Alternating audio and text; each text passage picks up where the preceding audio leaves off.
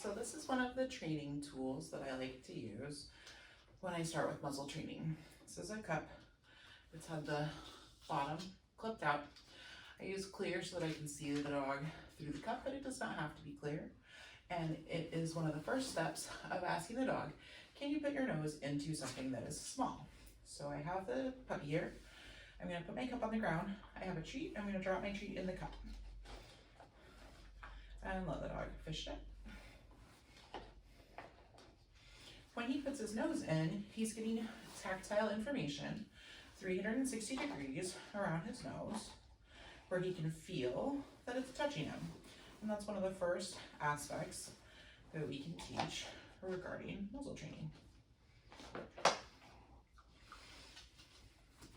As we see that he's become comfortable with letting the muzzle touch all the way around his snout, I can switch and I can start delivering my food from my hand.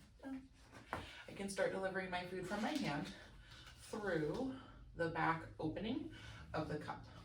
I'm gonna hold the cup up like this when it's inaccessible. I'm gonna hold the cup up like this when it's inaccessible, and then I'm gonna turn it towards him when there is a treat accessible. So I have my treats, I have my dog, I have my cup. Turned off, turned on. And then I will remove it and take it off. This starts the beginning mechanics of what my later muzzle conditioning will look like.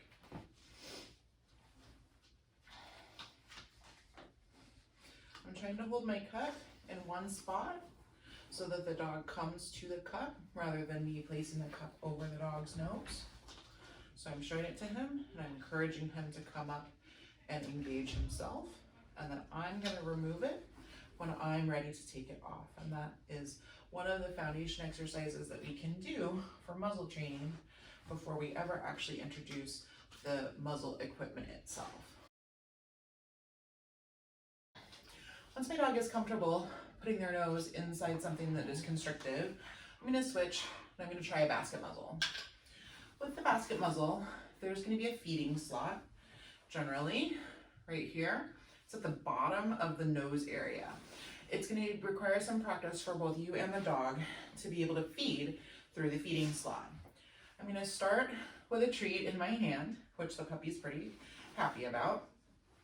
I'm gonna put the treat in my cupped hand in the feeding slot. My muzzle is gonna be facing up, that means it's turned off. When I face it towards the dog, they'll be able to access the food, and then I'm gonna remove it. Remember that and you're gonna see some enthusiasm start to develop here, and that's what we want. Make it available, dog eats, I remove. The reason that I am removing is I wanna reward the dog for coming in, but I don't necessarily wanna have it be super rewarding for the dog to pull backwards and move out. So I'm planning my handling around that goal. So turned off, turned on, dog eats, I remove. Once he can do that, I will switch to feeding after they have put their nose in. So I still have my food available, so I'm ready to quickly feed.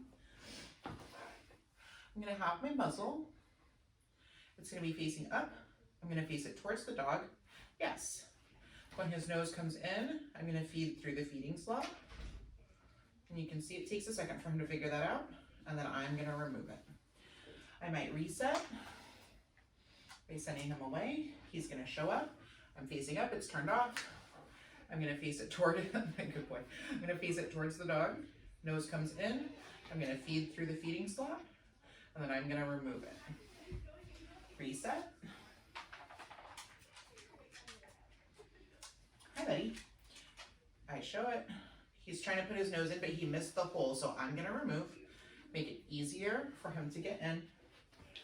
Turned off, turned on, yes.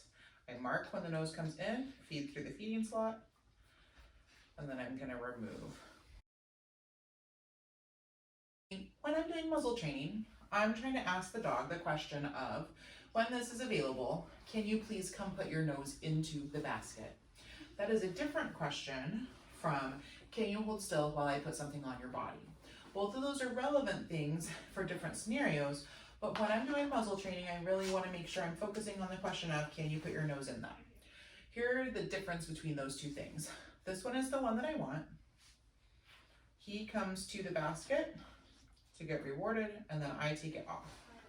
That's, can you put your nose in this thing? Versus, which is the one he wants to do.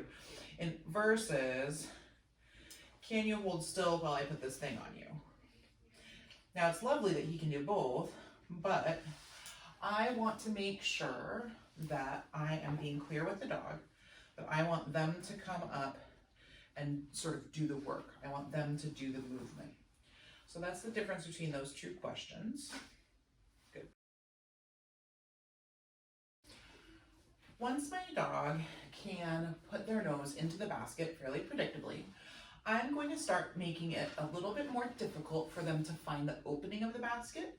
And I'm also going to ask them to put more effort into getting into the basket.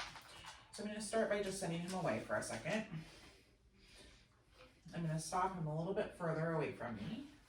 And then I'm going to present it to where he has to come up and actually make a movement or take a step to get into the basket. If you're not sure if your dog is ready for that step yet, one test that you can do, good way down, is to present it at the normal location and then move it a few inches away and see if they will follow it. Nice. If they will, that means that they are ready for the step where you present it and they have to work to move forward into the basket. Nice job, friend. Very pretty.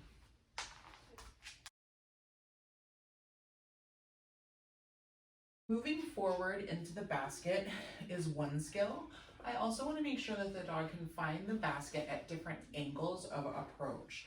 So I'm going to show him the basket as I have been for the first repetition, and then I'm going to do it to the left and to the right. I'm going to do a little reset there so I have some room to work. First I'm going to show it straight ahead. Oh. Nice. Good. And that looks lovely. Then I'm going to present it at an angle. I'm going to toss my treat to reset, give myself a little bit of space to work.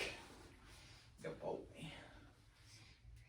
So I'm going to present this where he needs to turn his head, yes, to get in. And then I'm going to feed through the feeding slot, and then I'm going to remove. I'll show you that the other direction. Turned off, turned on, to the side, yes. He moves in, I mark, I feed, I remove.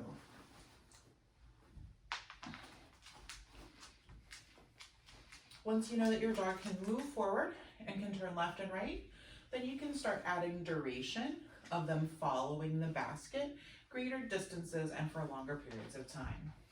Done. Good boy. Ready? Okay. Good boy. Nice.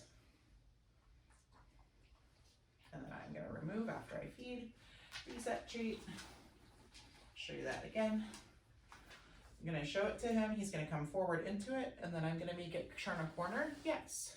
I'm marking, I'm feeding through the feeding slot. Now that time his nose came out rather than me, yes, me removing it. So I'm just presenting it again. I'm going to make sure that I get the timing right on the next repetition. Very nice, thank you. Did you do a good job? Thanks. Good boy. Up until this point, we've just been asking the dog, can you put your nose into the basket? But we haven't really talked about the strap yet. Closing the strap is a separate exercise. It's a separate component of this. And there's a couple of exercises that I like to do to introduce the strap. The first one is that I will tend to start with the strap completely closed, and I will move it forward so it's near the bridge of the nose of the basket. I will present it like I have been. When the nose goes in, I'm going to feed through the feeding slot, raise a few inches, and then I'm going to remove. I'm going to present, nose goes in, I'm going to feed through the feeding slot, I'm going to remove, and then gradually I can start moving the strap further and further until I'm almost behind the ears. Man, my hands are empty while I'm doing this. I'm feeding after he puts his nose in.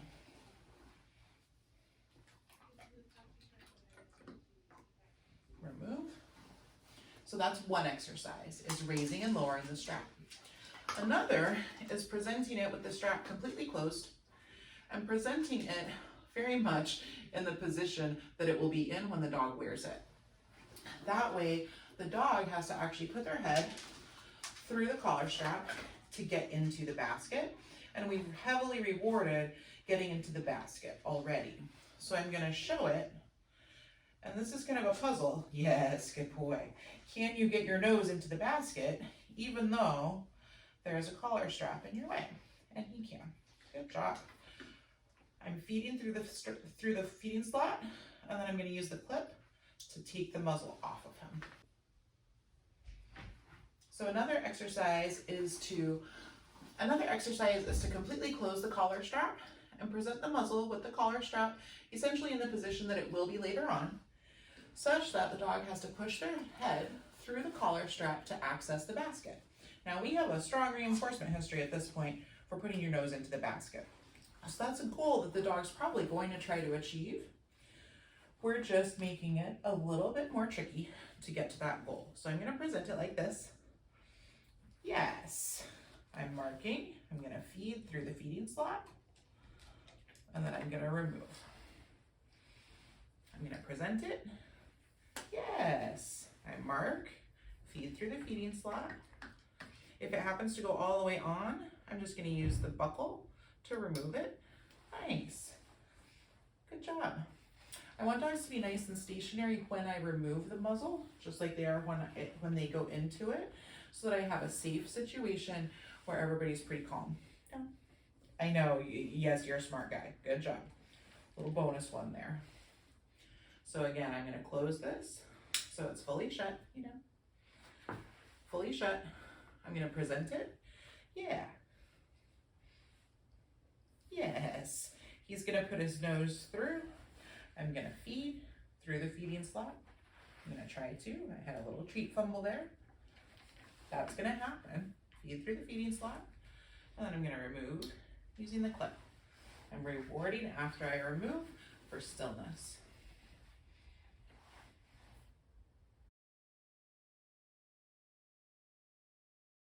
Another exercise that I can do about closing the muzzle is to do what I call the necklace or the pendant. And what that means is I'm going to present this open, and when he reaches for it, I'm just going to gently close the straps around his neck without clipping them shut. He's probably going to check it out. Yes.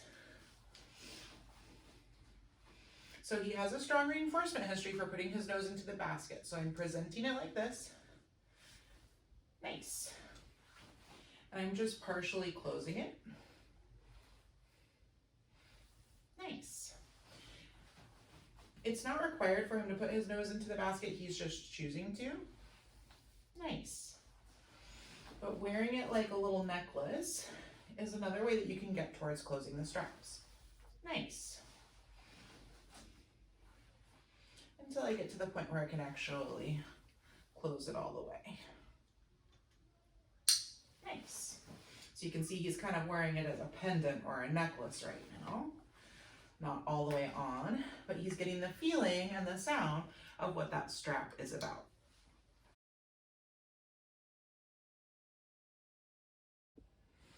Once your dog can readily wear their basket, it's time to start varying the location and the circumstances in which you're working.